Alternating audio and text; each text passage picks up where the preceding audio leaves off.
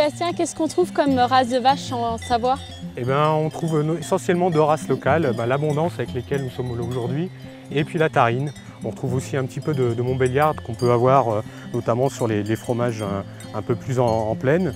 Et on va aussi avoir la race alpine pour les chèvres. D'accord. Et est-ce que pour faire le fromage, vous utilisez exclusivement du fromage au lait cru? Oui, c'est une des particularités des fromages de Savoie. Mais si tu veux, on va aller maintenant plus en cave pour aller voir ces fromages et comment ils sont fabriqués. D'accord.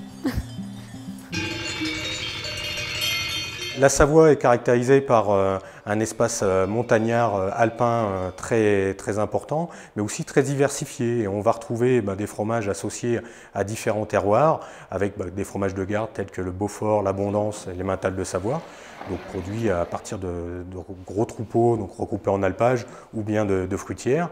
Et en même temps, des fromages de plus petite taille, tels que les tomes d'ébauche, tomes de Savoie ou Roblechon et Chevrotin, qui sont aussi associés à des régions un peu spécifiques. La fabrication des fromages au lait cru impose d'adapter tous les jours les gestes des fromagers et de préserver les micro-organismes, donc la flore lactique dans les fromages qui va développer les saveurs. On a des fromages qui vont bénéficier de soins très réguliers avec beaucoup d'étapes manuelles, que ce soit notamment au niveau de l'affinage ou de la fabrication. Tous les fromages de Savoie bénéficient d'un signe officiel de qualité, que ce soit l'AOP, appellation d'origine protégée, ou IGP, indication géographique protégée, qui atteste de la provenance et de pratiques particulières associées au terroir. Les fromages de Savoie, c'est une histoire vraie dans le sens où on adapte à chaque instant des produits vivants. On a le lait cru, on a des animaux de race locale, on a de l'herbe cultivée dans les alpages en montagne, on a des fromagers qui, tout au long de la vie du fromage, avec les affineurs, vont adapter leurs gestes et faire vivre une filière et des produits. Dis Géraldine, après cette visite dans les caves, est-ce que tu as toujours apprécié autant les fromages de Savoie? Alors je suis convaincue. Je suis convaincue par la qualité du lait, aussi ce que j'ai pu voir pour la fabrication, avec le côté traditionnel. Et au fait, tu les consommes comment les fromages de Savoie? Alors là, je t'invite à venir en cuisine avec moi et puis on va aller voir les petits secrets, les tours de main. On y va? Alors une petite idée rapide de recette. C'est la mode des snackings. Donc simplement, on peut prendre du fromage de Savoie, tous, on peut vraiment tous les essayer pour des croque-monsieur. Là, c'est un petit bout de Beaufort, donc je mets sur une tranche de pain de mie légèrement huilé.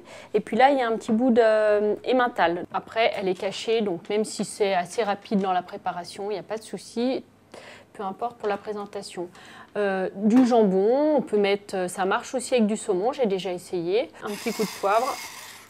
On ferme, on attend. Quelques minutes plus tard, on a un repas léger, une salade et c'est envoyé.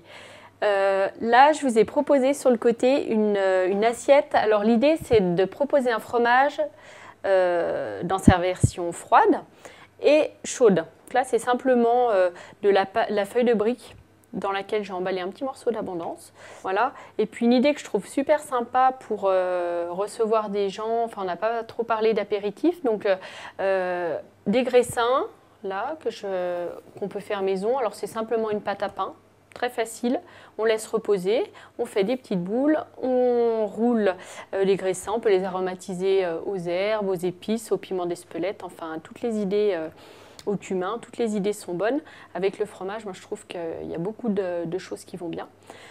Dans un service à fondu à chocolat, on fait fondre alors du Roblechon sans la croûte ou on peut faire fondre aussi de l'Emmental, du Beaufort. On assaisonne un petit peu, on rectifie l'assaisonnement avant de proposer. Et puis on trempe les graissins dedans. Très facile et convivial aussi. Dis Sébastien, est-ce que tu te saisis des gourmands de ton plus? Oui, j'ai été séduit par tout ce que tu nous as proposé et c'est vrai que toute l'inventivité que tu nous proposes autour de la mise en scène de nos fromages permettent aussi de faire vivre nos produits bien au-delà de ce qu'on peut faire au niveau des fromagers, des producteurs. Et on apporte des produits de qualité qui sont contrôlés. Et le fait que le consommateur s'approprie aussi ces produits et les valorise comme tu l'as fait, c'est très riche. Et tu vas passer au fourneau alors? Oui, j'espère que je ne serai pas le seul et que cette notion de partage autour de nos produits permette à tous de les apprécier.